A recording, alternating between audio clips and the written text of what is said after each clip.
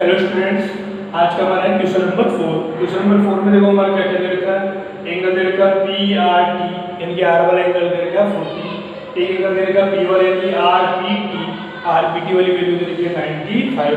इसके बाद में एंगल एस दे रखा है टी एस क्यू, ये दे रखा है 70। और हमारा कैलकुलेट करने के लिए क्या बोला है, एस क्यू टी, यानी कि जो क्यू वाली वैल्यू है, जो एंगल क्यू है उसकी वैल्यू फाइंड आउट करने के लिए हमारे को बोला है। तो उसकी वैल्यू देखो हम कैसे फाइंड आउट कर सकते हैं क्यू की वैल्यू। तो क्यू की वैल्यू देखो यहाँ पे, उससे पहले मैं देखता हूँ, देखो triangle P R T, triangle P R T में जरा ध्यान से देखो, दो एंगल की वैल्यू तो दे रखी है, तीसरे एंगल की वैल्यू नहीं है हमारे पास। लेकिन हमारे को पता है ट्राइंगल के तीनों एंगल्स का सम कितना होता है, 180 होता है, नहीं होता। मैं कौन सा ट्राइंगल ले रहा हूँ पहले, ट्राइंगल पी आर टी वाला, पी आर टी ट्राइंगल। ये दे रखा है 40 दे रखा है, ये दे रखा है 95 दे रखा है, और ये ऐसा का ऐसा इसको बोल दिया जैसे एक्स कोई इक्वेशन है बोल। तो जरा ध्यान से देखो ट्राइंगल के तीनों एंगल्स का सम, तो 95 प्लस 40 प्लस एक्स, ट्राइंगल के तीनों एंगल्स का सम हो गया 180। मैं बता 180 होता है ट्राइंगल के तीनों एंगल्स का सम। तो यहाँ पे देखो ये 8 किया है इनको, तो ये कितना हो गया 135 में प्लस में तो क्या मिल जाएगा माइनस में, एक्स की वैल्यू क्या हो जाएगी 180 माइनस का 135। तो 180 में से 135 आप माइनस करोगे तो कितना मिलेगा हमारे को 45। ये वैल्यू क्या मिल गई, इसको तो बोला था हमने एक्स, ये वैल्यू मिल गई हमारे को 45। ठीक है पहली चीज। अब जरा ध्यान से देखो, ये एंगल और ये एंगल इक्वल होगा क्या। हम देखो पढ़ रखा है कि मान लो कि कोई दो लाइन इंटरसेक्ट करती है आपस में, तो जो ये वाला एंगल है, ये वाला एंगल है, ये आपस में क्या होते हैं वर्टिकली अपोजिट, को दोनों आपस में क्या होता है इक्वल।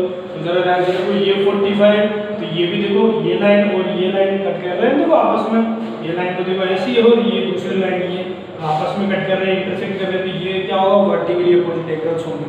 तो ये 45, तो ये भी कितना हो जाएगा 45। आगे देखो ध्यान से, फिर से कौन सा ट्राइंगल लेंगे इस बार हम लेंगे ट्राइंगल क्यू एस टी वाला ट्राइंगल लेंगे।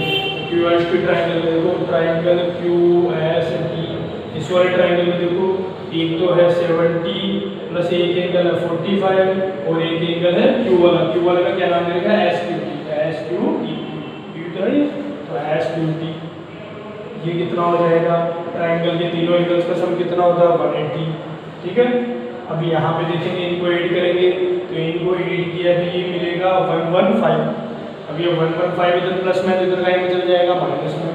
तो यहाँ पे एस क्यू टी की वैल्यू क्या हो जाएगी 180 माइनस 115। ठीक है, अब यहाँ पे देखो 180 में से 115 माइनस करेंगे तो ये मिलेगा 65। तो जो S Q T angle S Q T की वैल्यू क्या हो जाएगी हमारी 65। डायग्राम दे रखा है और बोला मैं P Q perpendicular P S पर। तो जो पी क्यू लाइन है परपेंडिकुलर किस पे है, पी एस लाइन पे। अब परपेंडिकुलर लाइन है तो हमारे को पता है परपेंडिकुलर कब होता है, जब वो एंगल कितना बनाता है 90 बनाता है। तो ये एंगल कितना होगा 90। तो परपेंडिकुलर का ध्यान रखना मतलब क्या होता है 90, तो 90 एंगल बनाता है। तो पी एस पर परपेंडिकुलर है कौन, पी क्यू परपेंडिकुलर है पी एस पर। तो पी क्यू जो था परपेंडिकुलर था पी एस पर, एंगल बना दिया 90, परपेंडिकुलर का मतलब 90। अब नेक्स्ट देखते हैं, एक और देखते हैं हमारे को, जो पी क्यू लाइन है, जो एसआर लाइन है, पी क्यू लाइन और एसआर लाइन ये क्या है आपस में पैरेलल लाइंस है। पी क्यू और एसआर जो है आपस में पैरेलल है, पैरेलल मतलब आपस में कभी इंटरसेक्ट नहीं करेगी। तो लास्ट नंबर को बोला कि आप वैल्यू फाइंड आउट करो, एक्स और वाई की वैल्यू फाइंड आउट करो। तो मैंने देखो एक प्रॉपर्टी आपको बताई थी कि अगर कोई दो पैरेलल लाइंस हो तो जो जेड बनता है वो एंगल क्या होता है, ये एंगल क्या होगा इक्वल। अगर कोई दो पैरेलल लाइंस आ रही है, ठीक है, तो जो जेड वाला एंगल बनेगा वो कितना बनेगा हमारा इक्वल होगा।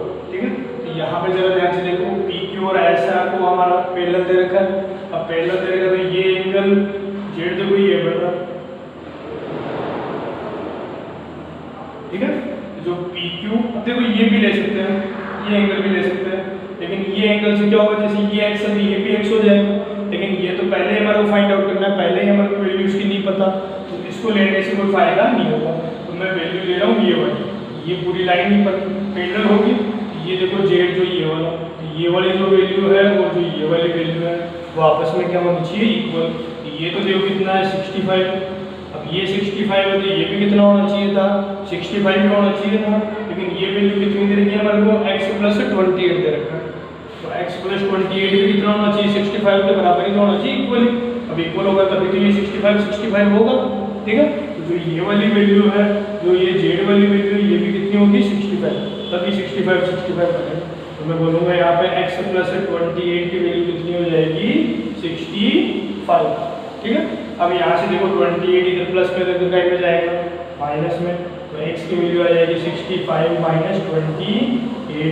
तो इसमें से इसको माइनस करेंगे, तो माइनस करेंगे तो हमारा मिलेगा 37। तो पहली जो x की वैल्यू हमारे को फाइंड आउट करनी थी वो कितनी आ गई, 37, x की वैल्यू आ गई 37। उसके बाद में जरा ध्यान से देखो, अब हमारे को वैल्यू फाइंड आउट करनी है y की।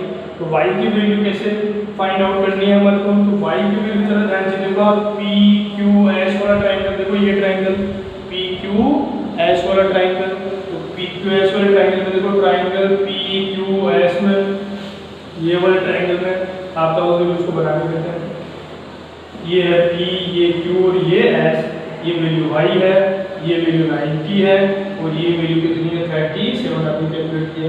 ट्रायंगल के तीनों एंगल्स का सम कितना होगा 180 होता है। यहाँ से देखो 90 प्लस y प्लस 37 कितना होगा, ये 180।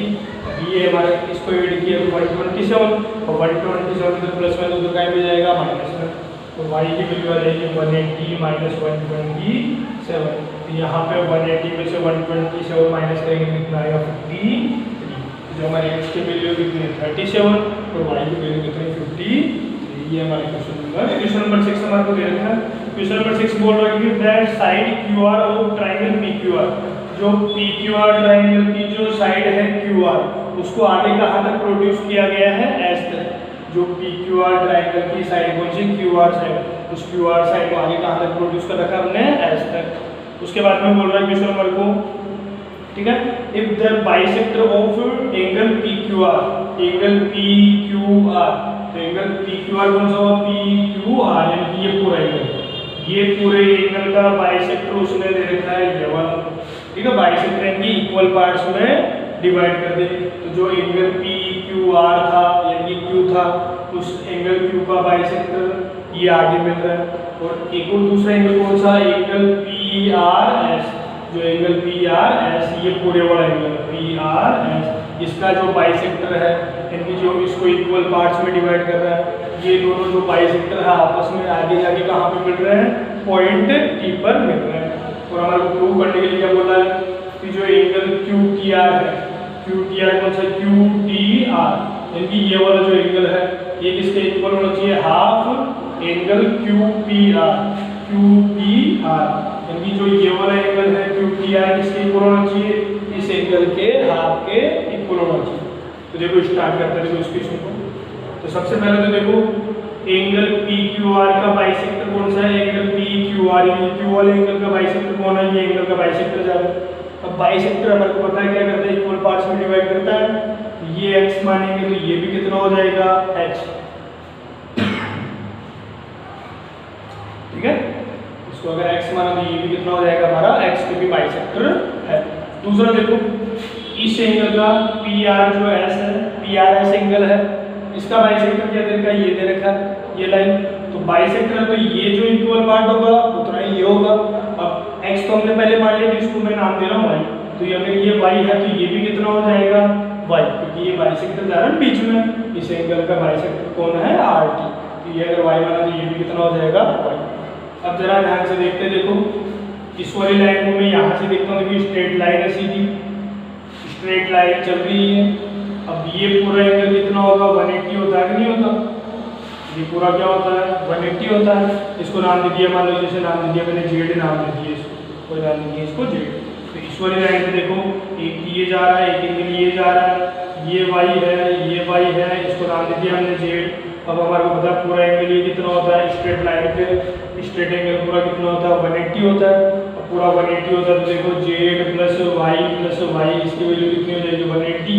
तो Z की वैल्यू क्या आ जाएगी, ये 2y प्लस में दूसरा का में चल जाएगा माइनस में, तो 180 माइनस का 2y, y में अगर 2y हो गया तो उधर माइनस में, तो इस Z की वैल्यू क्या आ गई हमारी 180 माइनस 2y आ गई। पहली चीज़ तो ये। तो तो पहला हमारा देखो, अब मैं ट्राइंगल ले रहा हूँ, एक बार ट्राइंगल ले रहा हूँ, ट्राइंगल क्यू टी आर, ये वाला ट्राइंगल है क्यू टी आर। तो ट्राइंगल क्यू टी आर, इसका अलग से डायग्राम भी बना देता हूँ। देखो ट्राइंगल क्यू टी आर क्या है, क्यू टी आर, ठीक है। थोड़ा इस पर काट कर, ये हमारे को वैल्यू दे रखा है एक्स, ठीक है। इतना सा ही काम मेरा, देखो क्यू टी आर, ठीक है।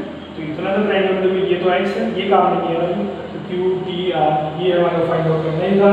तो ये कितना था, देखो क्यू टी आर, देखो क्यू टी आर ये कितना हो गया, वाई और जेड, वाई प्लस जेड, कितना हो गया, वाई प्लस जेड।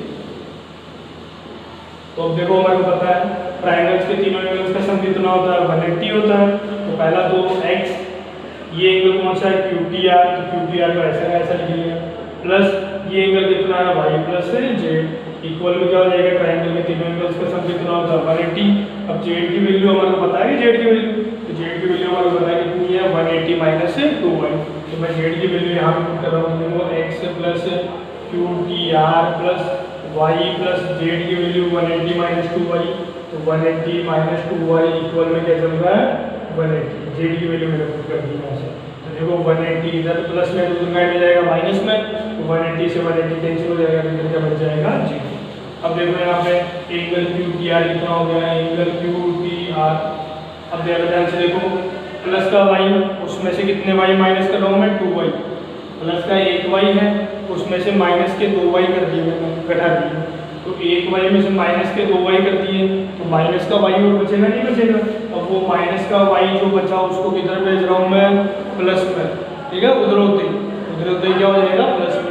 इधर जो माइनस वाई बचा था इन दोनों के आधार पर, वो उधर का ही हो जाएगा प्लस में, ये वाई हो गया इन दोनों से। एक्स की वैल्यू देखो, एक्स इधर प्लस का, तो उधर में चल जाएगा माइनस में, एक्स तो कोई और तो था नहीं एक्स, ठीक है। ये वैल्यू आ गई क्यू टी आर। एक तो क्यू टी आर की वैल्यू चाहिए थी, एक कौन सी वैल्यू चाहिए हमारे को, Q P R. Q P R कहाँ पे मिलेगा, क्यू पी आर इस वाले ट्राइंगल में मिलेगा, ठीक है। तो दूसरा मैं ट्राइंगल ले रहा हूँ क्यू पी आर, तो दूसरा ट्राइंगल लिया क्यू पी आर वाला, क्यू पी आर। तो ट्राइंगल क्यू पी आर के अंदर देखते हैं, देखो ये तो कितना हुआ क्यू पी आर। अब देखो ये पूरा आ रहा है क्यू पी आर में, ये तो हो गया एक्स और एक्स कितना हो गया, 2x, ये तो हो गया हमारा 2x। ये ऐसा क्या ऐसा है, क्योंकि ये तो फाइंड आउट करना ही है हमारे को। और क्यू पी आर, तो इसमें इतना सा एंगल काम कर रहा है, तो ये क्या है, जेड। अब जेड की मैं ओरिजिनल वैल्यू लिख रहा हूँ सीधे, तो जेड की ओरिजिनल वैल्यू कितनी है, 180 माइनस 2y, या फिर जेड का लेते हैं, ठीक है। अब देखो इसकी वैल्यू, अगर ये ट्राइंगल हमने लिया तो इस ट्राइंगल के तीनों एंगल्स का सम कितना होगा, 180।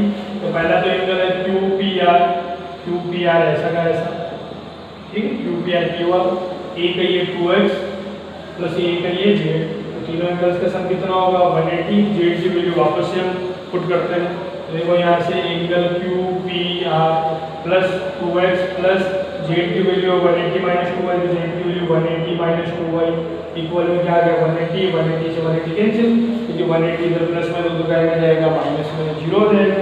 अब जरा ध्यान से देखो, क्यू पी आर की वैल्यू क्या होगी, क्यू पी आर, ये 2y माइनस में, तो दूसरा में जाएगा प्लस में, ये 2x इधर माइनस में, प्लस का है तो दूसरा में जाएगा माइनस में। अब देखो क्यू पी आर की वैल्यू चल रही है, देखो 2 इसमें भी है 2 इसमें भी है, तो 2 को मैंने कॉमन ले लिया, तो क्या बचा, इधर तो y बचा माइनस, यहाँ पे क्या बचा x, क्योंकि 2 को कॉमन ले लिया दोनों में से, y माइनस एक्स। अब जरा ध्यान से देखो, y माइनस एक्स किसके बराबर है हमारे, y माइनस एक्स बराबर है एंगल क्यू टी आर के। तो एंगल क्यू टी आर, तो देखो यहाँ पे जरा ध्यान से, एंगल ये हमारा था क्यू पी आर इक्वल में क्या हो गया, 2 तो है ही यहाँ पे, अब y माइनस एक्स किस जगह पे लिख रहा हूँ, angle Q t are, angle Q t are. अब जरा ध्यान से देखो, नेक्स्ट स्टेप में ये 2 इधर मल्टीप्लाई में, तो आगे क्या चल जाएगा, उधर डिवाइड में, इधर मल्टीप्लाई में तो उधर बराबर की उधर ज़्यादा क्या हो जाता है, डिवाइड हो जाएगा। ये इधर आके क्या हो जाएगा, 1/2 क्यू पी आर, और ये क्या लिखा है इधर, क्यू टी आर। ये क्वेश्चन थोड़ा बड़ा था हमारा, जब ये प्रूव करना था हमारा, थोड़ा बड़ा था तो थोड़ा ध्यान से